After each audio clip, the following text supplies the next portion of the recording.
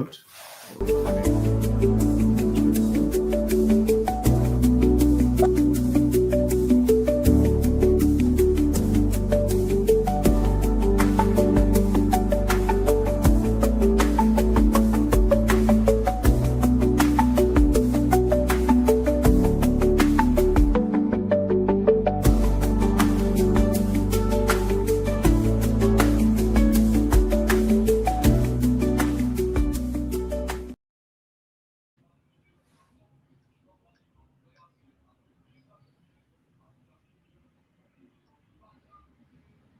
Okay. Yeah. So good day and welcome to Context Matters. My hope is that you are in fact hearing me. Let me know that you can hear me. If you're tuned in to YouTube, welcome. If you are on TikTok, yeah, welcome to you as well. So it's stay. We don't play. Just indicate if you're hearing me because apparently I think I'm having some streaming difficulties. Good evening, Mr. Asa. I can hear you loud and clear. All right, that's excellent. So I think the issue is getting connected to Reggae Global Radio. So I can't even say good evening to Reggae Global Radio. I'm sad about that because that's the flagship station. But today is the day when we have a conversation about rehabilitation. And rehabilitation frustrates a lot of people, but it's a conversation that I'm constrained to say that I'm gonna have and I have to have. Is significant for all intents and purposes to have that conversation. And there are many reasons why I definitely would want to tell you why that's important. But just give me a like if you give me a like if you interested in the topic. Tell a friend about the direction I'm taking this particular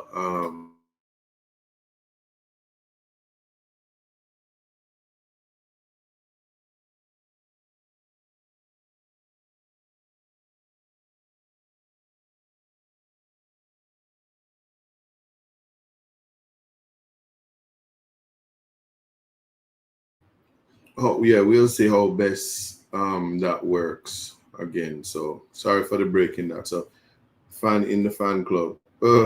Yeah, big up to everybody who's joined. If you tune into Reggae Global Radio, welcome to Context Matters. The day is December 4th, 2025. And I must say this, today is the day that my beautiful sister Sunshine was born. She's my oldest sister, and she's celebrating her birthday today.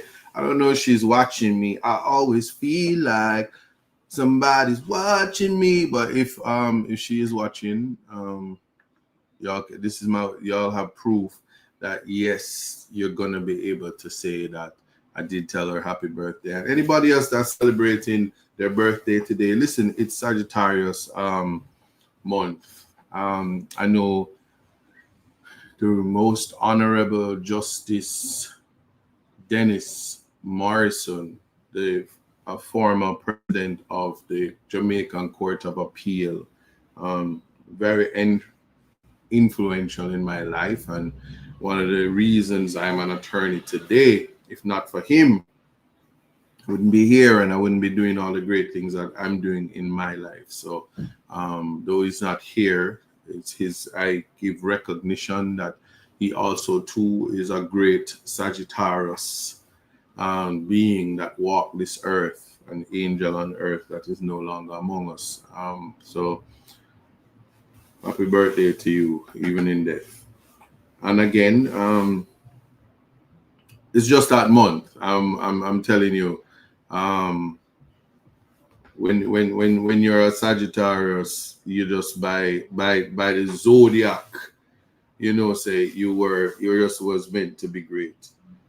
Let me just not take too long to start the show in terms of the formalities, because I really this conversation is a topic that is dear to me, and we're just gonna have we're gonna deal with it. Right, it's all in life. Gotta keep your head up and keep it straight. No time for living a lie. Gotta keep it moving till you get it right. That's right, it's all in life. Gotta keep your head up and keep it straight. No time to be living a lie. You can make it if you try. No, I heard them say life much better you live it your own way.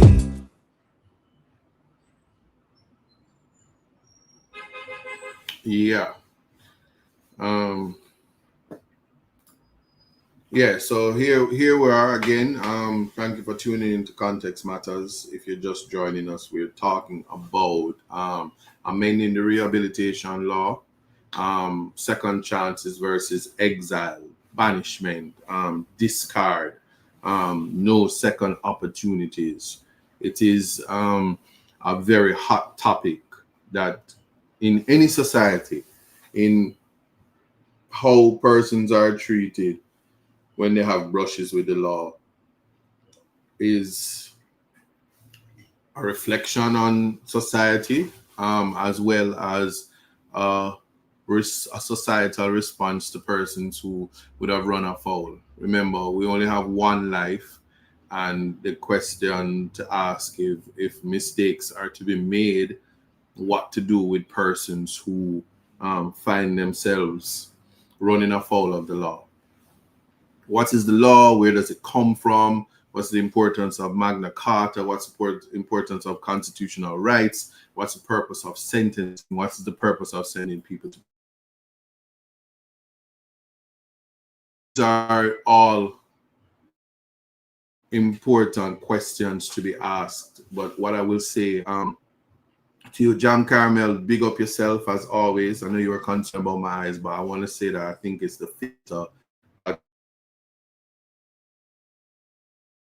Some people use different filters because TikTok said when you use the filter, you get more thing. Obviously, this filter not popping because first we ever go live and such little bit of people are going.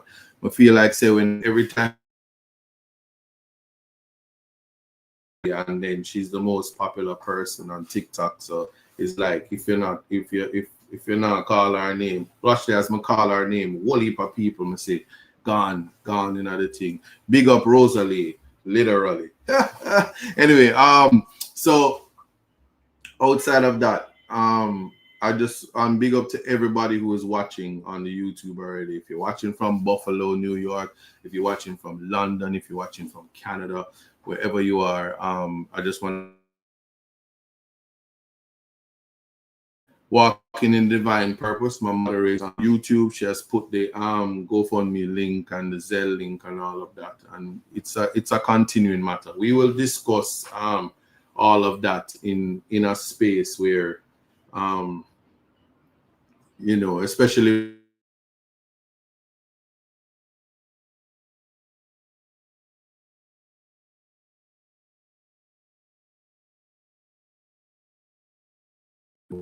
hold on.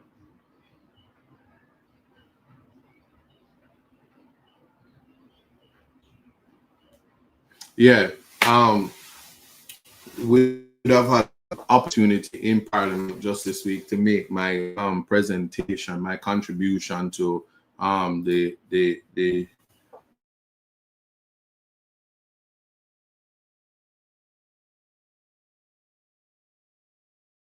actually have the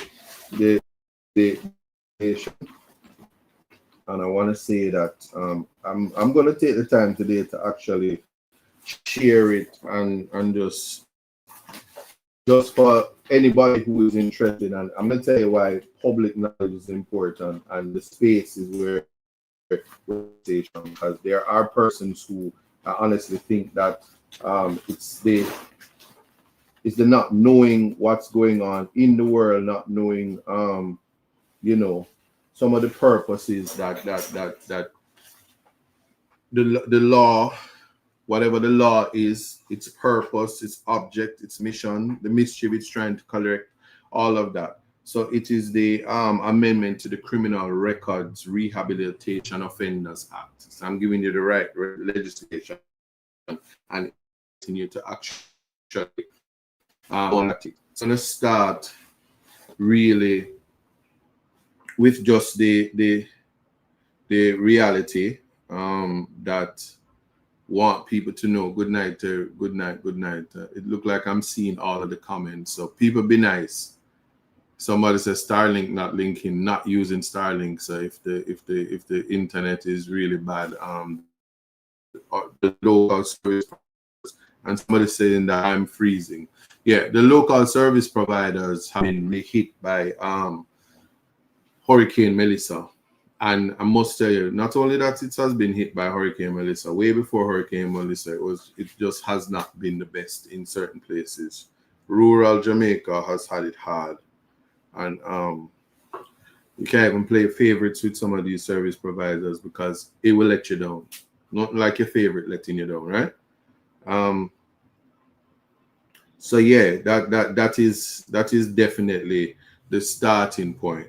Now, I'm gonna just share the presentation. As I said, the Minister of Justice and Constitutional Affairs, the Honorable Delroy Chuck Casey, has brought you're free, sir. I said, yeah, has brought amendments to the legislation. As I said, since everybody telling me clearly needs, I need my glasses on, but then the light is glaring, so that's really not gonna work. I don't think. Let me know if that's better. They're also saying that I'm freezing, so I don't even know what to say or how to go about it. We just have to work best with what we have. It just might not be the best show tonight because of that. And as a result of that, what we have is what we actually have as a result of that is the fact that what we have is the fact that our rehabilitation legislation took a turn in 2014 when it introduced the third schedule, having convictions that weren't expungible. There was a time when convictions were spent, and when those convictions, as they were spent, meant that they couldn't be used against you when you were applying for jobs, and it wouldn't appear on your criminal record, and you could go and get it expunged. Then this amendment came. The positive reality of the amendment is that it had removed marijuana possession and the smoking of marijuana per se as an offense that could not be expunged, and actually made those offenses automatic expungement. And that was a step in the right direction for persons who use marijuana for religious purposes. And then the reality that they also dealt with it as a what would I call it? They actually dealt with marijuana as, decriminalizing marijuana, and upon the decriminalizing of the marijuana, the next thing that we noted, for sure was that as the marijuana was decriminalized, then the next thing that happens, persons with convictions no longer could have convictions. And they were setting up the rehabilitation period, and the rehabilitation period became complicated because 5 years, the sentence was any higher than 5 years. It just couldn't be rehabilitation. That was a major thing. And just a short look on that in terms of what that looks like would kind of put you in the direction of how important how important it is to appreciate laws and the purpose of the law. Because I just thought that in 2014 the law allowed advanced marijuana and one class of people, persons who were trying to correct their lives by using rehabilitation as a means to do so. It was just placed in a very, very, very unfortunate position. The result of which would have meant that persons would need the opportunity to have a second chance at life. What does that mean? Well, just let me tell you, see, in Jamaica, how people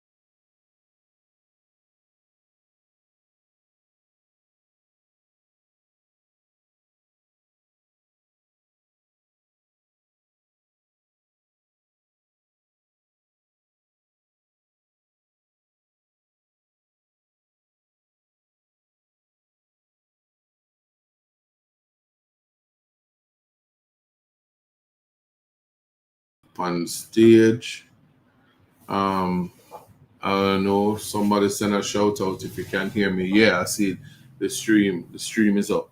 All right, yeah. So that in of itself just meant that people were just simply out of the loop. But let me see if I can gather my thoughts again because I'm having connectivity issues, so I'm apologizing. But I suppose it's because of the topic. What people hear, public education is important. You can't group everybody together.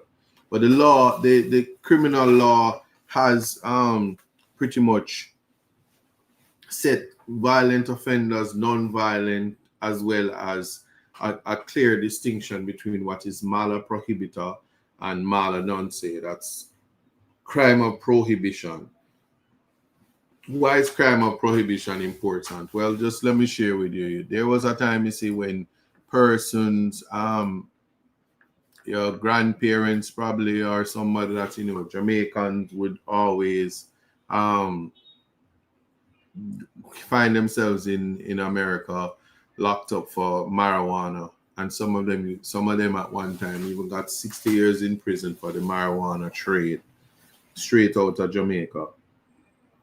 And let me tell you something. Following the whole marijuana trade, you had a situation where, believe me when I tell you this, the following the marijuana trade, the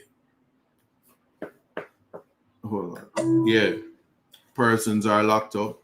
Then fast forward, marijuana was legalized in some states, in many countries, in Jamaica decriminalized, and I think like the first British billionaire through marijuana. First billionaire through marijuana was a British person, and one would be like, how nobody don't even talk about it anymore. But in Jamaica, there's a struggle to get license to even just participate in the trade.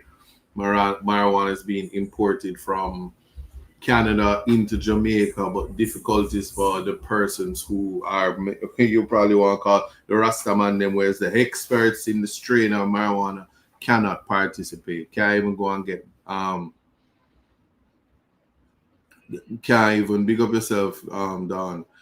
You can't even participate. Our banks don't recognize that it's not in our country. People still go to prison for it, and even when they have religious exemptions, they still get police harassment and a lot of things.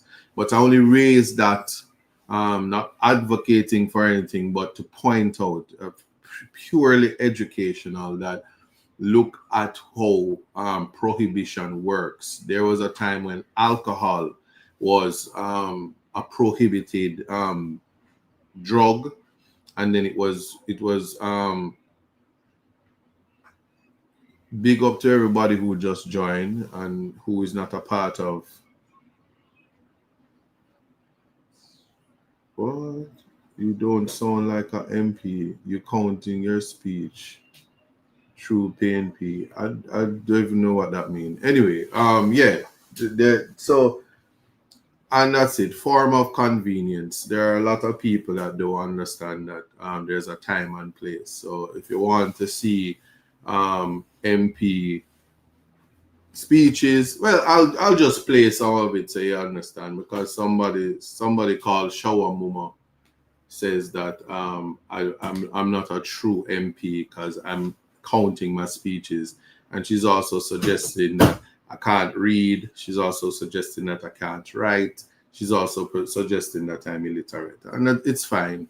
I've been called many things, so it's okay. But the irony about it is, you can't style a stylist. Just understand that. I'm just making that clear. That's why this show is called Context Matters.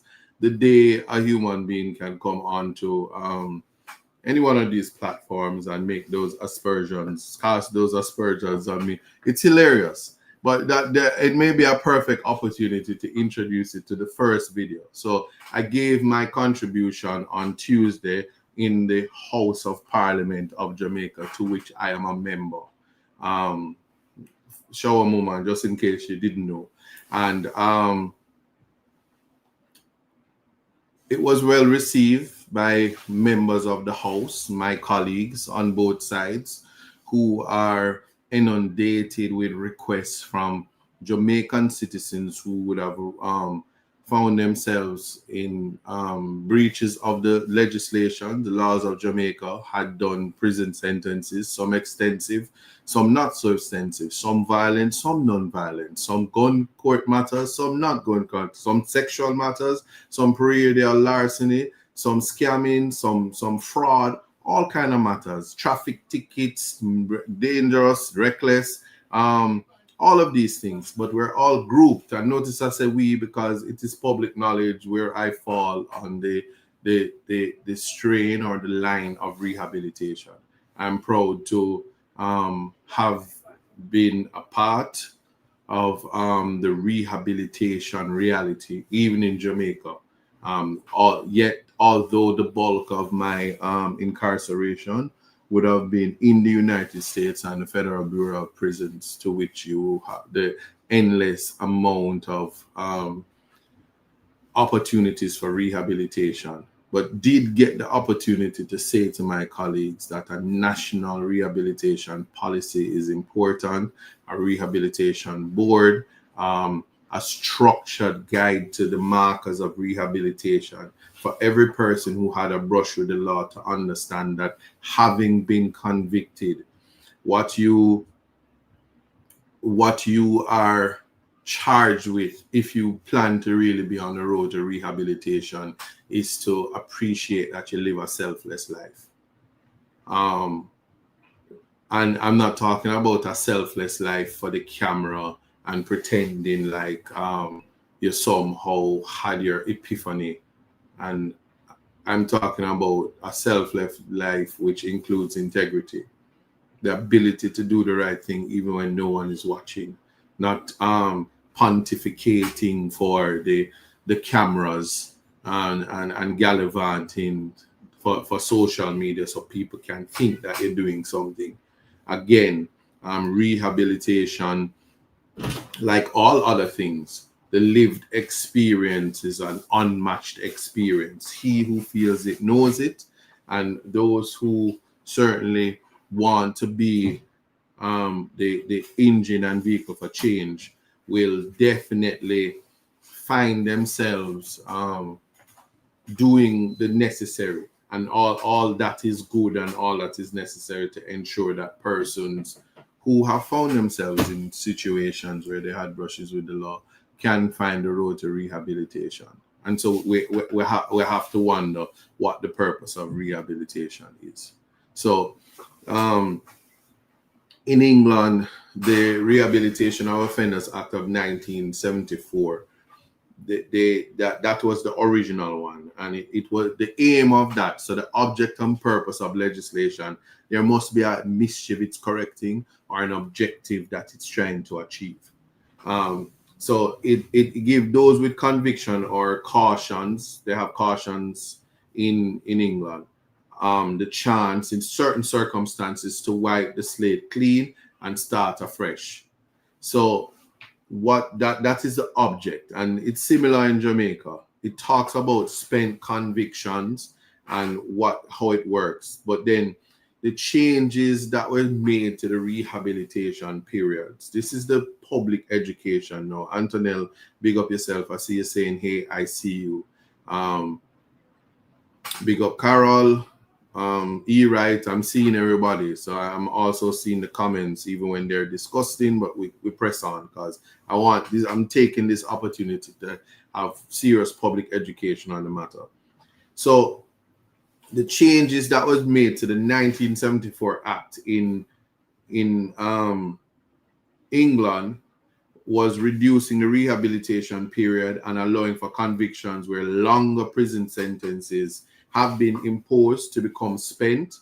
Most recently, the Police Crime Sentencing and Courts Act of 2022 amended the law, and what it did was to reduce the rehabilitation periods for community sentences and for custodial prison sentences of 4 years and under. And then it also allowed for some convictions resulting in a custodial sentence of more than 4 years, excluding those for serious violence, sexual or terrorist offenses, to become spent.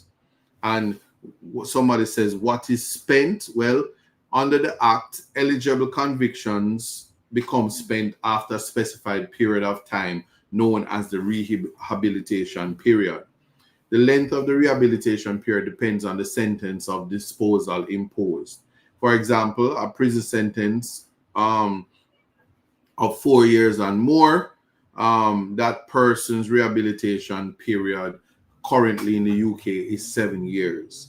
I would have made submissions in the House of Parliament to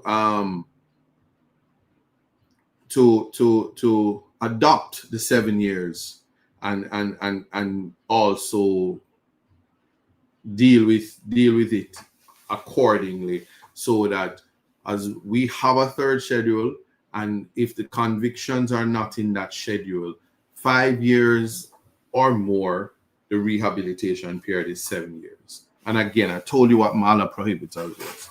But again, Shawa Mama did enter the conversation, and so for her edification, I certainly had invited my friends in Parliament not to be pusillanimous in making amendments that would effect change for people's lives and giving them a second opportunity. We lead by example, and if you believe that all Jamaicans are a special set of people where we sit in the Caribbean. We are the gems of the Caribbean.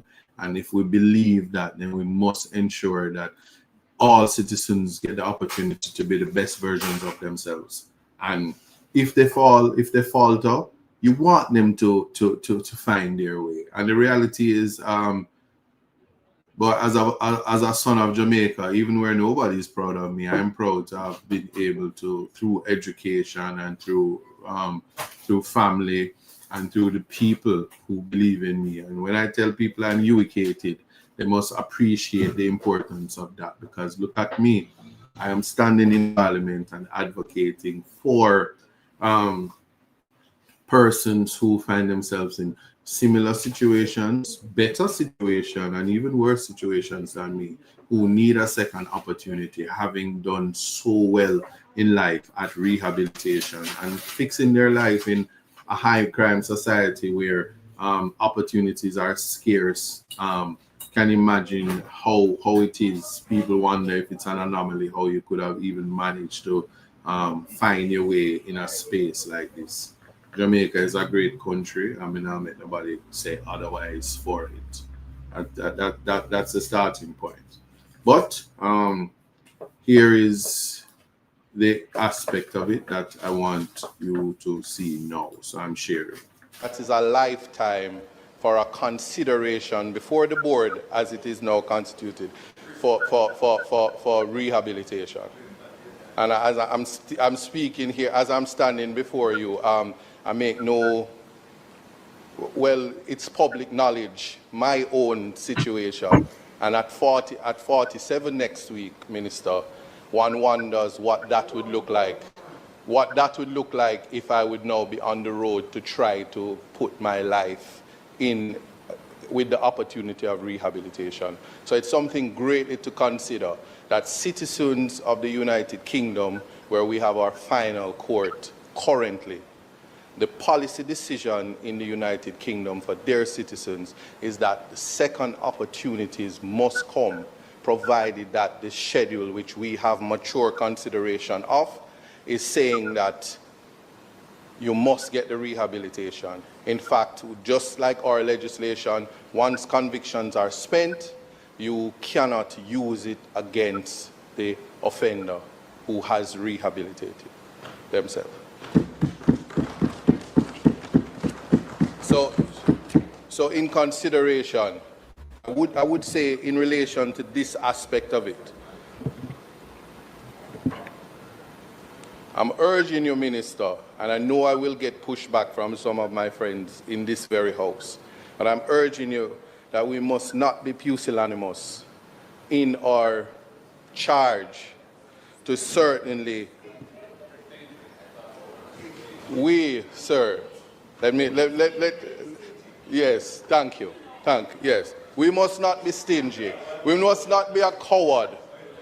We certainly am urging you, Minister, to stand with me on this one and be brave and consider a rehabilitation period and an entire overhaul of such a system for adult offenders to set the period at 7 years. I would also say to you that where the offense is not a part of the third schedule, so that we're not here in another 10 years or another 5 years, to once and for all revisit and say that the rehabilitation for persons 4 years or 5 years and more, that the period is 7 years. And we will look at a robust rehabilitation board and a rehabilitation policy that set the markers within the act, the legislation, so the board can look and thereafter empower the minister where they appeal after recommendation from the members of parliament that are inundated with requests for giving me a second opportunity, and they are in their communities and can sometimes speak for some of these citizens to say that they have shown markers of rehabilitation, the selfless life that they're living, and there's a case-by-case basis when convictions are spent and the board actually functions. And then it will no doubt, I will say, Minister, it will no doubt correct or put us on the path to the mischief that you're currently trying to correct with this amendment. And that would be a robust rehabilitation policy, empowering the board and giving the board teeth to give you recommendations to say, I have met an individual that has remarkable rehabilitation. And you must, and at that point, you ought to consider whether or not this is an exception to the rule.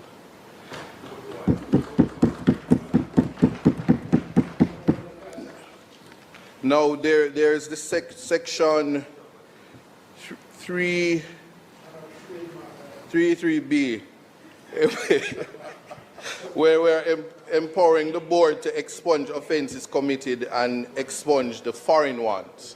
Now, the question I would put to you, Minister, in terms of a consideration, is that the wording of the proposed section as it currently is can prove to be problematic.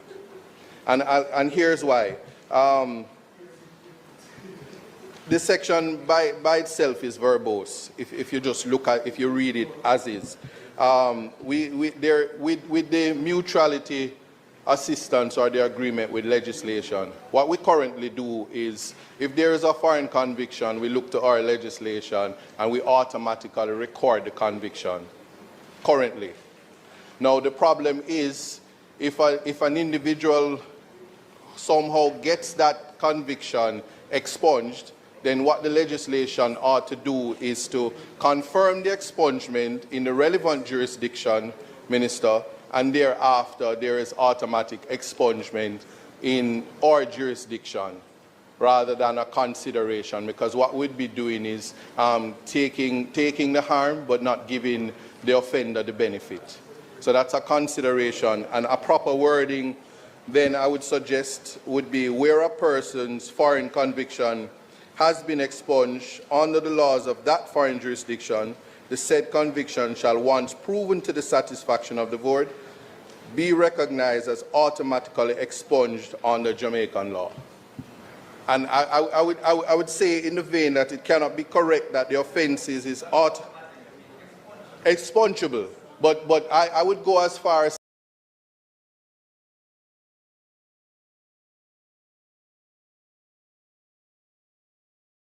yeah, so that is a part of the conversation. It is a very long presentation, but dealing with the legislation piece by piece, frame by frame, in terms of the amendment, and appreciating that these amendments, let me just tell you, I applauded the minister, I applauded his team, I applauded the committees that sat down to think about where the legislation should go, and of course have given my thoughts in terms of expanding the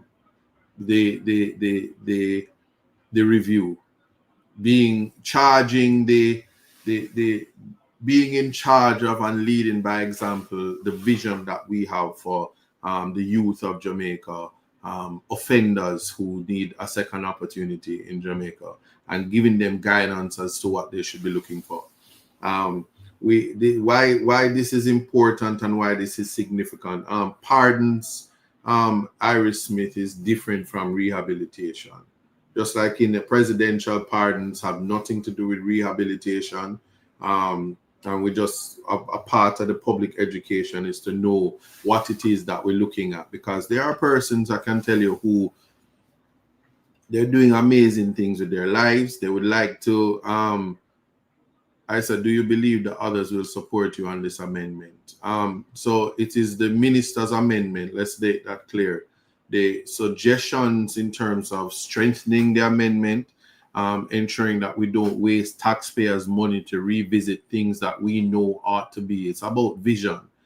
Did I get the support? Surprisingly, let me just say something. Anytime there is a unified position or a majority position, and that's what Parliament deals with, 2/3 majority. If we were to go to a vote, I believe when looking at the tone yesterday, I'm going to genuinely say that I think the members of the House really wants what's best for the citizens that, as I said, there are many persons who come and vote for you and want the opportunity, and you see them doing great. And these politicians, not some of them have heart. Most of them, even when people don't like people, there are people who they like. I want you to appreciate that. And you can't sit by and say the capacity, the ability, the tenacity of purpose, the ambition in somebody that is taking a second lease on life, learning their lessons and trying to be the best versions of themselves, and just fall into the narrative and the public outcry to say cast them out and exile them. That's what this topic is about. And I saw even the minister in charge of rehabilitation, the Honorable Juliet Cuthbert, she knocked the desk and she said, yeah, on this point, you're making sense. So she's not saying she agree with me with anything else I've ever said in Parliament, but on this point, she found common ground in the direction that we're trying to take the legislation. How I feel about that? Of course, I must feel great, because remember, it's not every time we're gonna find ourselves being antagonistic and being at war, opposing just to oppose. Who is it that what are we trying to do? Make Jamaica better, make the citizens the greatest and the best versions of themselves. So will I get pushback? Of course. I've had conversations with the member of parliament from Montego Bay, the former Minister of Constitutional Affairs, and she is a very, very, very strong advocate for rehabilitation. She takes her rehabilitation in bite sizes, though. So she was silent on the brave and bold suggestion that we should set the rehabilitation at 7 years and give persons the opportunity. And she agreed with me about the national rehabilitation policy. She agreed with me about automatic expungements where it's applied, because one of the things that you don't want to do is finding, I mean, if you're sending people for rehabilitation, you don't want to also overwhelm the board, and the board can meet but so much, and you want to prevent backlogs, you want to prevent expenditure where unnecessary. So you want to save taxpayers money while correcting a broken system. You want to ensure that there's no overcrowding through applications, and then we end up like the court where we have 4,000 cases that need to go to trial in a parish that have one courtroom. So I'm listening to my colleagues, and they are trying to figure it out. And to say to you that I'm more than happy that outside of politics, they want what's best for the youths of Jamaica who not in their way, and you want to keep them out of trouble. But a lot of times what people don't understand is that in first world countries like America, rehabilitation works because they're not deporting the people and sending them away. They're in the society, and whatever sentence that they gave them, they also have the system of probation officers, programs, and everything, and for people to chart their way to reduce recidivism where they want it, and to just throw you back in prison where it's necessary.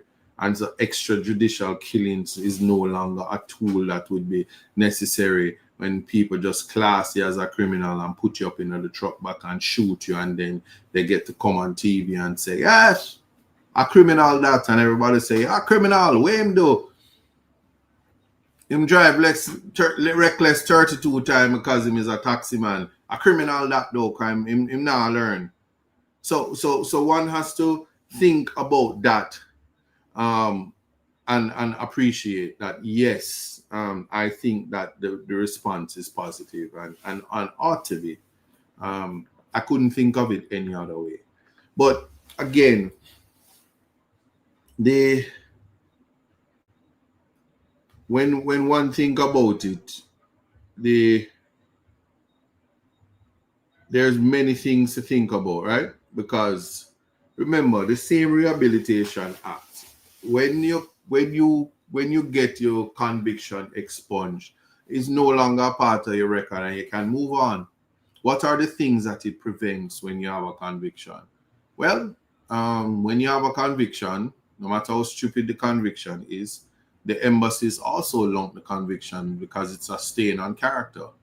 That stain that now falls on your character prevents you from getting visa application. If your mother and your whole family was successful in migration, you end up staying here because you can't enter the country because you have a stain and a taint on your record.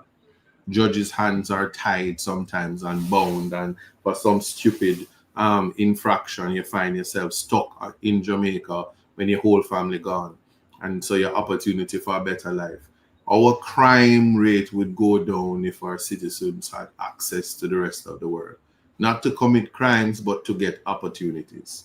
Similarly, when you hear and your reality is that you had served a sentence from a conviction, where especially in a time when sentences were harsh, I can tell you under the guidance of Justice McDonald Bishop, who has said, listen, the purpose of sentencing in 2025 is one that deals with the Constitution, is one of corrective measures, is one that doesn't just consider the offender and the effect of society and the victim, but also the family of the children of the offenders and the family and the special circumstances.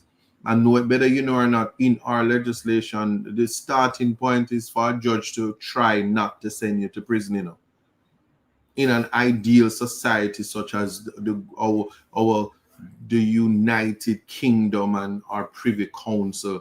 The judges in England, they apologize for having to uphold the convictions. And in cases where it is the worst of the worst, even what they do is they literally go with the law. So if the law functions as a means to have mitigating circumstances prevent you from going to prison, they apply them. They're not stingy. They're not pusillanimous like some of them.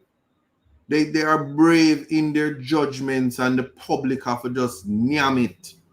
So just like how everybody big and bad and then don't like the first decision and say, oh man, I got Privy Council. When you go for Privy Council and the judges them say, stand in a prison, everybody go, who? Oh, and them stand.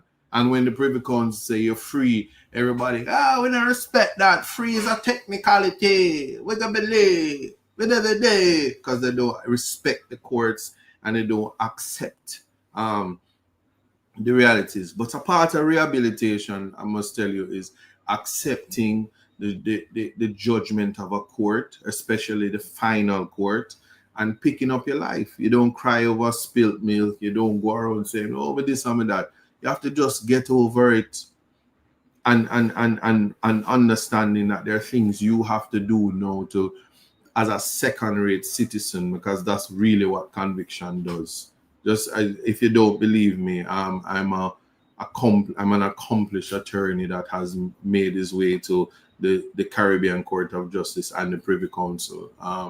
A feat in my profession that not many have the opportunity to do. I've seen advocate, human rights chair for the People's National Party, and now member of Parliament. Never the conviction really do me bad when it came to just being a justice of the peace, and even with that, the discrimination that I faced with that, that they could not fathom that somebody like me could be a justice of the peace. Now, as the member of Parliament and even as an attorney, I'm able to sign your passport forms and give recommendations for firearms, for jobs, for opportunities, and my service in life is to ensure that I use my conscience and my office to advance the lives of the people. And the agencies and places that interface with my recommendation is saying that if I am in a place to recommend this young person or this person, then it must be so. And so one has to understand that the society is a social construct. And if we believe and accept that it is a social construct, then we have to think about what it is that we're doing. Now, the exile aspect of this whole rehabilitation thing is that even when you make a mistake and you find yourself in prison, it was never meant for you to go into prison and be punished. There's method to the madness, you know. Now, again, I'm talking about England, and as I said in Parliament, and I want people to understand this. You see, if the citizens of the United Kingdom, where we all have the same law, we have the same laws, and if we have laws that are different because of the circumstances in our country, just understand and appreciate this when I tell you this. Take it from me. Notwithstanding we're from the Caribbean, we breathe the same air. If you go up on a plane and you land in England and you go inhale, exhale are the same air. So we're them not more than we. So this concept that you're treating people because them from first world countries or because they're actually human beings in England, and they're a little bit more sophisticated if these are the things that we're believing. But I stood before the Privy Council and I hear them saying, are you saying that the laws of England should be applied differently because it's coming out of Jamaica? And that is the basis. If we uphold the law in England, then we should uphold the law in Jamaica. And as they are the ones that gave us the laws and we adopt those laws, and the criminal law is their law. Magna Carta, European stuff, and we receive that, and even our constitution is a schedule in the Queen's diary. And you see the whole debacle of removing the King of England as the head of state and getting to true independence and referendums talk and all of that. Well, in their 1974 Act, the reform came because many years on the ground, it was not enough to rehabilitate offenders. And then they had people on the ground like me that criticized that it was focusing on the length of the rehabilitation periods set out in the Act, and then its exclusion of prison sentences of over a certain length from its scope. So the length of the sentence in England was a problem. And in fact, you were barred when you never even commit a crime in England from going to England because the sentence was too long. And we have sentencing regimes that is completely ridiculous. Like, for instance, at Christmas time now, every man want a PlayStation 5, and if it reach PlayStation 6, the woman have to buy him a PlayStation. Any woman will love me have to buy me a PlayStation 5 and an iPhone 17 and an Apple Watch and an iPad 2 and an iPro. Next week I have a birthday, so I'm just going to throw it out. If you love me, bring me Apple products and don't ship it with Tasha, because if it's expensive, I can't clear it. Tasha gonna keep me for that one. But anyway, I'm joking. Tasha, that's a plug for you. It's holiday and they must ship with you. Ship with Tasha. All right. Anyway, so what happened then is this whole idea that the length of sentence was too long, and then they're saying, yeah, but what the person do? Jamaica, that PlayStation come with the gun like how Nintendo used to come with the gun for Duck Hunt. If you take up that gun and have it in your hand, the police can come and say you're in possession of a prohibited weapon, and if you point the prohibited weapon, you commit an offense and you're 15 years in a prison for possession of a toy gun right now in Jamaica. How ludicrous is that? So there are some times when legislation, it takes a bad turn. And like where we are now, where the honorable minister is saying our legislation is a little bit too strong. We cannot again Pusillanimous in correcting it now, so that we don't have to waste taxpayers' money to debate this next year and next year and next year, or 10 years, because in England and in Jamaica in 2014 they had the debate and they did a little change, and England improved it and then came back quickly in 2022, quickly, because we're now just doing it 15 years after we did it last time. And then they considered the changes. And what changes were made to the Legal Aid Sentencing and Punishment of Offenders Act in 2012 is they reduced it. So in 2010 consultation paper, Breaking the Cycle, Effective Punishment, Rehabilitation and Sentencing of Offenders, the coalition government said it would review the operation of the 1974 Act. The government's response to the consultation, it published in June 2011, and it did not contain any mention of the 1974 Act. However, during the Lords Committee stage of the bill, that became the Legal Aid Sentencing and Punishment of Offenders Act 2012. The government tabled a new clause to the bill to reform the 1974 Act. This act became Section 139 of the Legal Aid Sentencing and Punishment of Offenders Act 2012, and which came into force on the 10th of March 2014. The 10th of March, and in September 2014, we had our Rehabilitation Act changed. And it extended the scope of the 1974 Act to allow custodial sentences of up to 4 years to become spent, raising this from 3 years, and change the length of some rehabilitation period in most cases by reducing them. And reducing them meaning the shorter the rehabilitation time, the quicker the offender can get back to his life.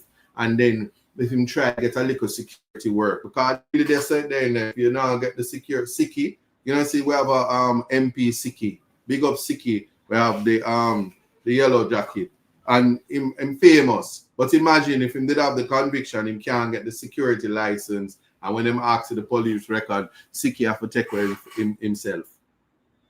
And that's one of the industries where your chances of job opportunities is there, and you can't participate in it. But also across hotel industry, all of that. And it's just sometimes you have private persons who say, something, you declare your conviction, we know what going on, I'm around you and I know that you're good. And I just go, I just said, we're not going to make this happen.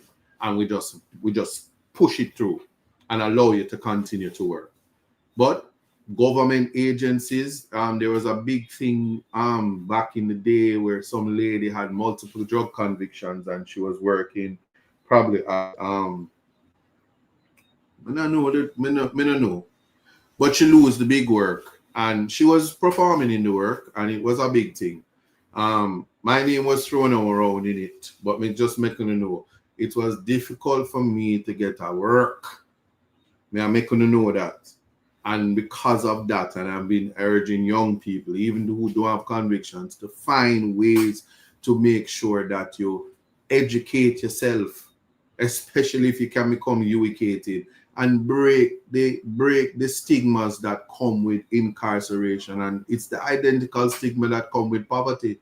Because I can tell you, having 2 convictions is the equivalent of them saying he's a ghetto youth.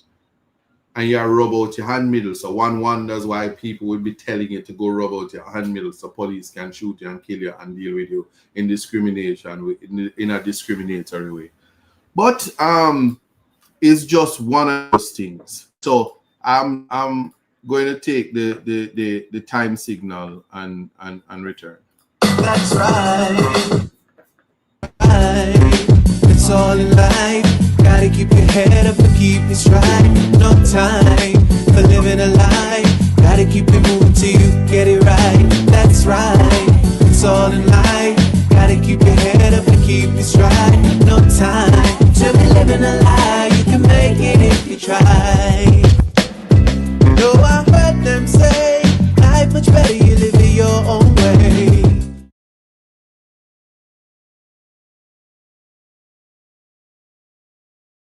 That's right, it's all in life.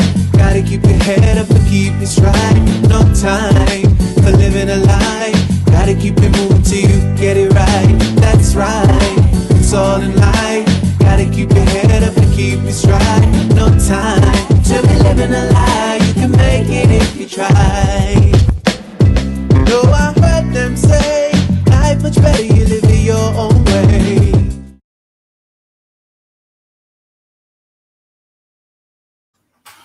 All right, so just in the interim, if you're just joining Context Matters, we're talking about amending the rehabilitation law in Jamaica. That is the Criminal Records Rehabilitation of Offenders Act. And this amendment is a welcomed amendment, and it has not been passed yet in the lower or upper house. And some amendments suggested, even by me and other colleagues, about strengthening the amendments to ensure that it's the significant leaps and bounds necessary to put our citizens in the best position when running afoul with the law to move on with their lives.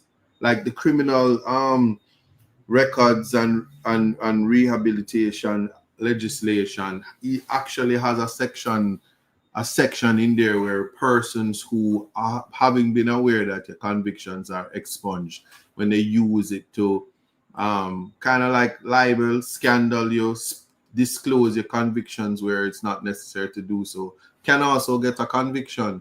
I've just never used that act or used that aspect of it to people who curse me on the internet, because why would I want them to experience what I've experienced? So the irony is that public education is just important for people to appreciate. But again, the changes that's needed. Remember, these things are important to understand. And I always look to where we get the law from. Like in Jamaica, Herman and the Queen is about the fruits of the poisonous tree. So police get search warrant, come kick off your door and then say, oh, I see that on your dresser, up in the truck back. And of course they flout the law. They intend to break the law. They intend to rely on that case to say that you have gone, then come in your yard, and if you're a scammer, then find your scamming material and then you get locked up for it, because the judge say you find it, you shouldn't have it, up in the truck back. But England has found that to be unconstitutional and has changed the law and has gone to can. And Jamaica is like, we're not following England. Because you see, our citizens are some dirty drunker. So we are keep this because we want to breach them rights and just deal with them dirty. That's how, clearly that's what they would be saying, because I don't see why any civilized society would not make the necessary changes and make the amendments consistent with the advances in the law. And it comes with mature consideration. And I can tell you this, that we do it sometime. And when you don't like it, and in the past, one thing, well, let me not use it in this forum, but to say that we have the power to do the things that are absolutely necessary to correct crime in Jamaica. And this is one of it. Because if people can't get to move on with their life, they're going to become so frustrated, they're going to become desperate.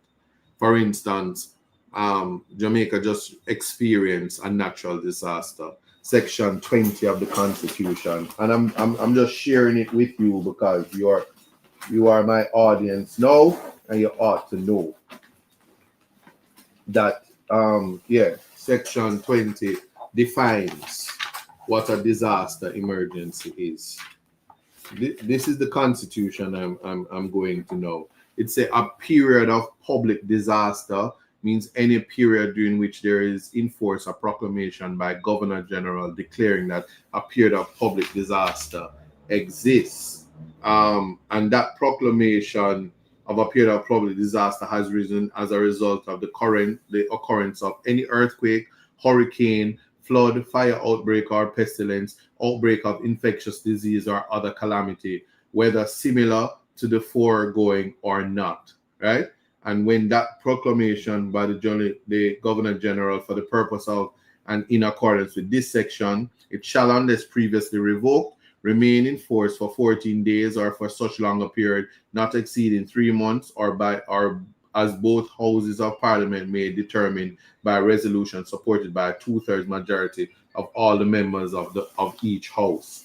So this in and of itself ought to have been managed under that section, and then there would have been review after the 14 days, then the necessary review, and we are outside of 30 days, and it wasn't called, and we didn't use that to give the government wide powers and to have inclusion of the opposition by virtue of using the House of Parliament to regulate the conduct of governance of this disaster. But the Constitution allows for it because you want to be able to access certain things for the benefit of the people. So when we start to look at how the legislations operate and how whether government decides to be brave, in England again, there was the white paper, and this was for changes made to the Police Crime Sentencing Court Act 2023. In a white paper, A Smarter Approach to Sentencing, published in September 2020, the government set out plans to legislate to reduce the rehabilitation periods that apply before a conviction became spent. Section 193 of the Police and Crime Sentencing Act and Courts Act 2023, which came into force on October 28, 2023. Notice that's the day of Melissa. It reduced the rehabilitation periods that apply before a conviction becomes spent and allowed for some convictions resulting in a custodial sentence of more than 4 years, excluding from those of violent, serious violent, sexual, or terrorist offenses to become spent. Serious, serious violent, sexual, or terrorist offenses to become spent. And they had a Schedule 18. We have the third schedule. Now, the government has said its recent reform will help ex-offenders turn their lives back on crime and reduce reoffending, removing a significant barrier to them getting a job and rebuilding their lives. I'm gonna read that again. The government of the United Kingdom has said in recent reforms that it will help ex-offenders turn their back on crime. That is what you want to do in a high crime society, get offenders to turn their back on crime, removing a significant barrier to them getting a job and rebuilding their lives. Failure to get an expungement, right, is a significant barrier to getting a job and rebuilding your life. So when government have long rehabilitation periods, like 15 years, you are asking an offender to wait the rest of his life to get a second opportunity as moving on with his life. For instance, let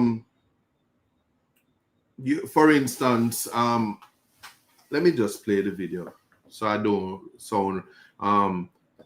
repeat myself too much. So this one now is the actual beginning, but it's significant in how I play it. Yeah.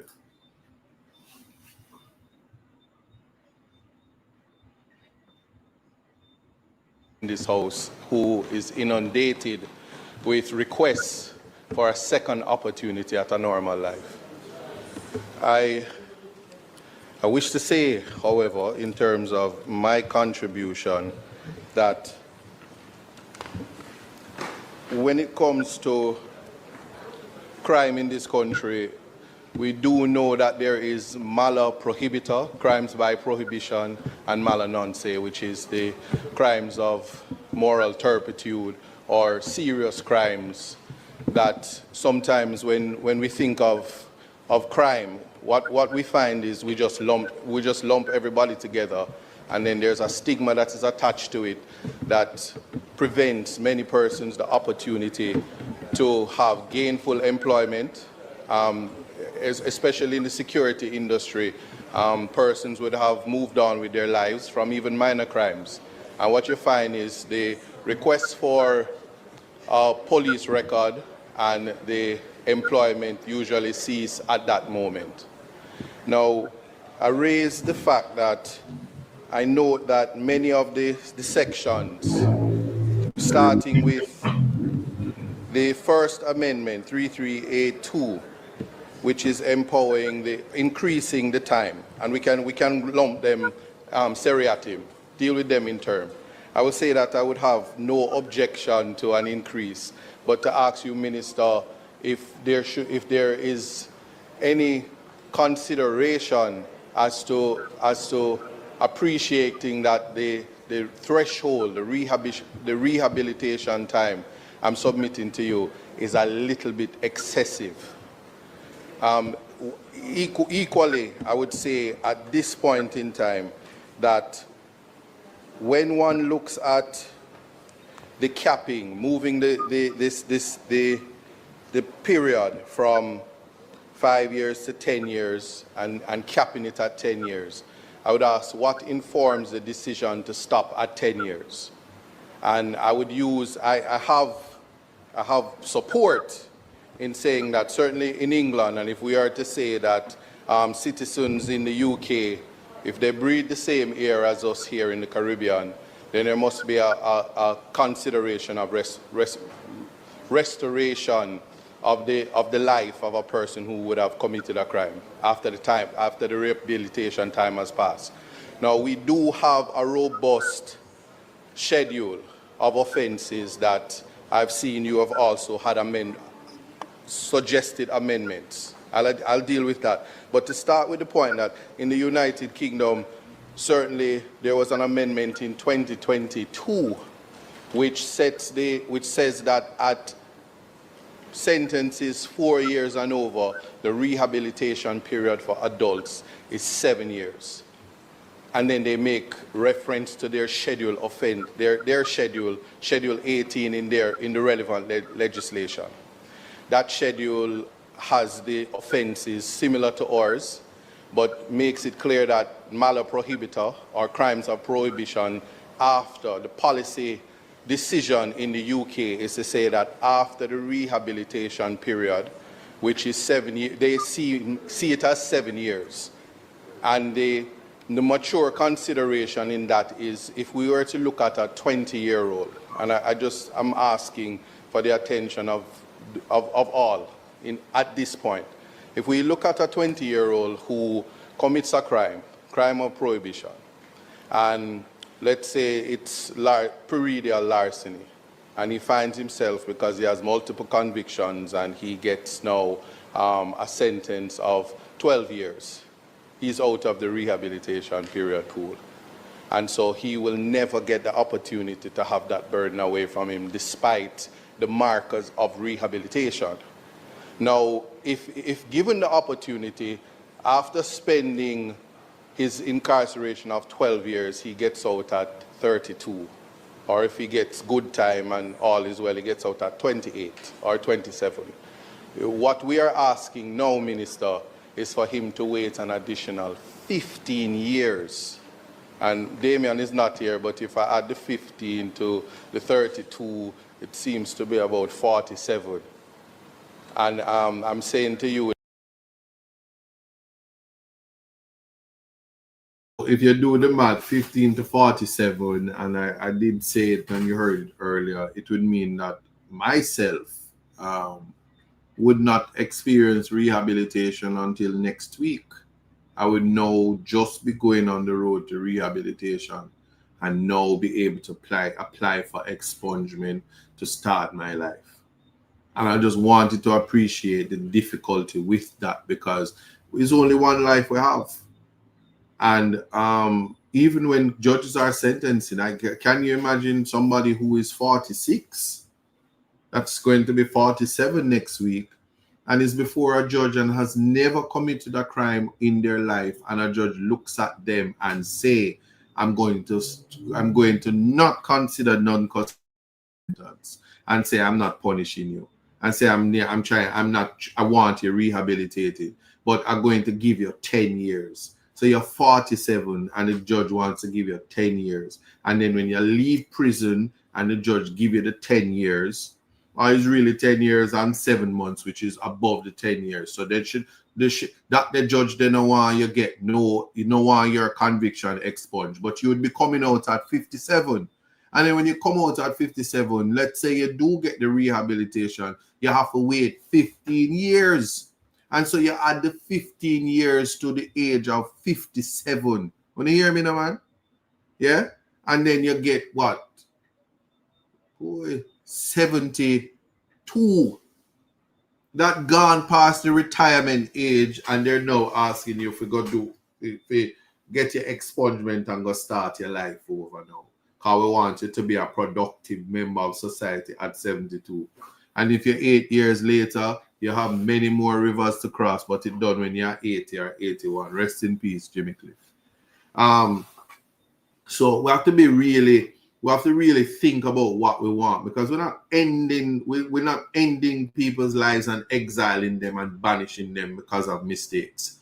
No matter how some people feel, because you have a lot of people that their sins and their crimes are far greater than persons who were convicted for mala prohibita.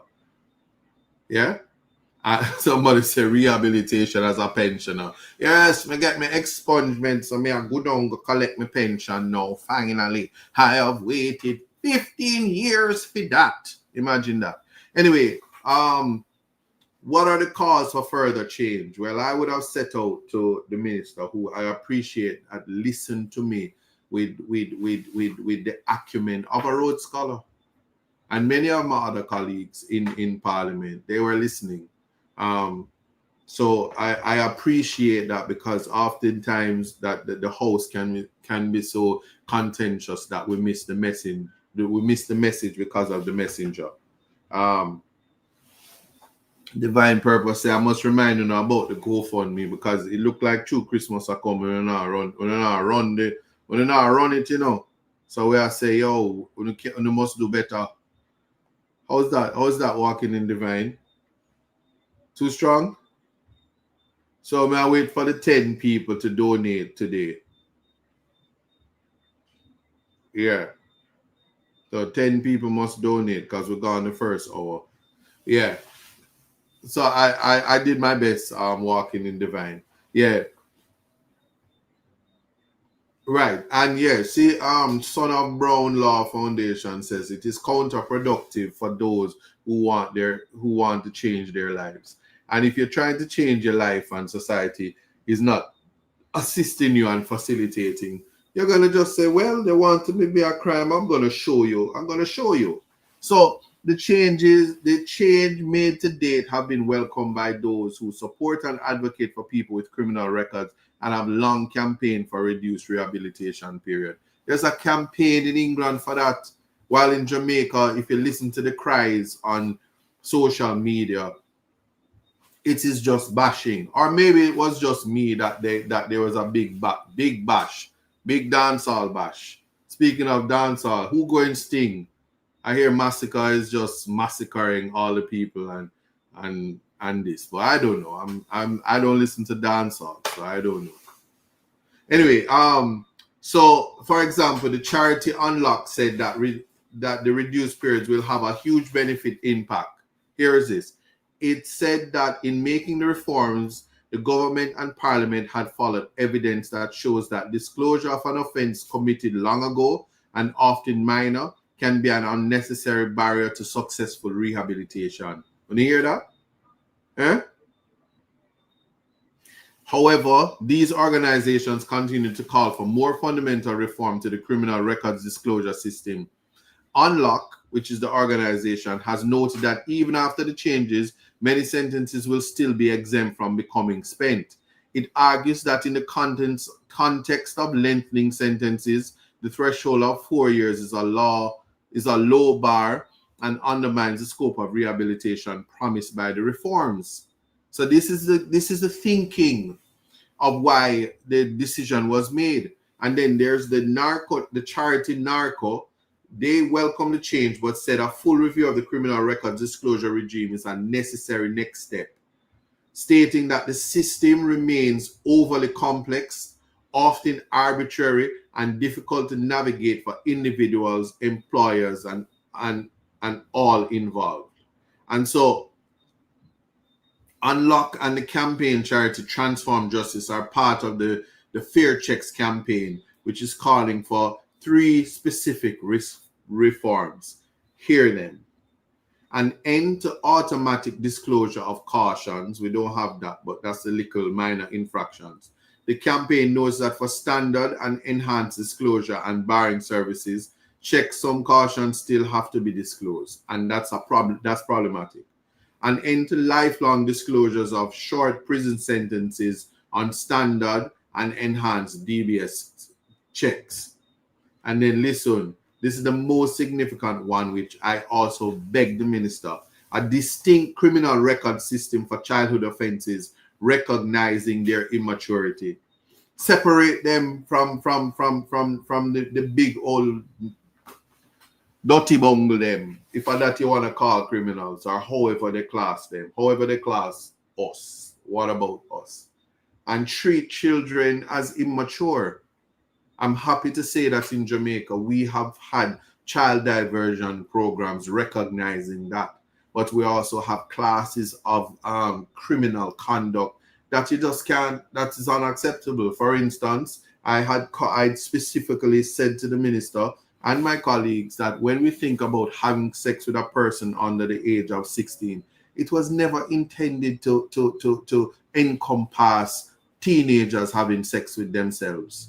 So even as far as a 17-year-old who have a 14-year-old girlfriend or a 15-year-old girlfriend and find himself in that 2-3 year deficit, naming him a sex offender and putting him in the sexual offenses registry, which I believe should be a public record, but you have to remove the juveniles. And even when they become adults, you can't continue to shame them for teenage love. And mind you, that's distinct from rape. And our legislation has gone there. So how are we advancing the legislation but continuing with the victimization, harm, discrimination, and shame through stigmatization of convictions? And so in a nutshell, one can see that there is guidance, We're just saying that we should come into the modern age of what rehabilitation looks like. And then we are to set a rehabilitation policy. And make no mistake, if I end up on a billboard and you see my face and say, see the 2-time convicted drug dealer Isaac Buchanan on the billboard for say, come learn how to rehabilitate yourself, because we want Jamaicans to be the best versions of themselves. I want them to be better than me and participate in changing lives and doing their best to ensure that our people are productive members of the world. With the advances in technology, including AI, we realize that the borders of Jamaica, we no longer live in a vacuum, we no longer live in a shell. We can't say things is a certain way and people can Google and know what it is. We can't make statements last week and behave like we never make them because they're recorded. We can't just go around pretending. And I'm seeing that I must say thanks Tissa Taylor for the donation. Let me see if Tissa Taylor send me $100,000 US because she rich, See how much you send for me, make me ball out.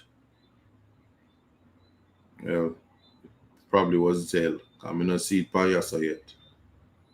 Yeah, but anyway, so it is they're laughing at me. Yeah, so I'm saying somebody said if the age of consent is increased, that would remove those teen offenders. No, but well, not really, because the age of consent is 16. If you increase it, you make it 18, and then is more people. Then a 19-year-old having sex with a 17-year-old is going to be in the same position and the 17-year-old not even in fifth form again. So it's just a strange thing. And while remember culturally, in countries, the age of consent is 10, some of them is 13, and all kind of something. And in Muslim societies, and Jewish societies, bar mitzvah and bath mitzvah and all kind of stuff that makes it different. So again, the law is very tricky, but we have to look at the mischief that we are trying to correct. When we're amending legislation, we have to look at the objective as well that we're trying to achieve.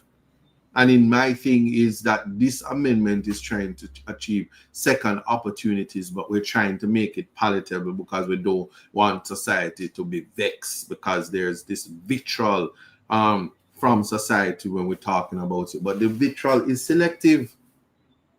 The vitriol is selective. Right now, I see Massacre having a warm time because him and Tommy Lee is in war and them having diss track, and it's wax. These people going back and forth on record, which is the foundation of diss tracks.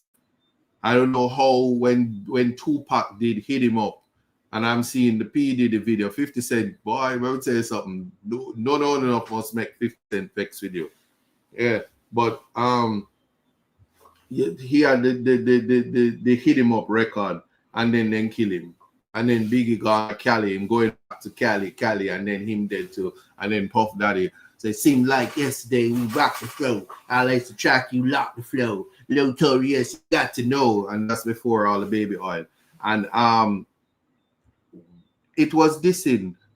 But we had a time when Shabba Ranks and Ninja Man clash, Beanie Man and Bounty Killer clash.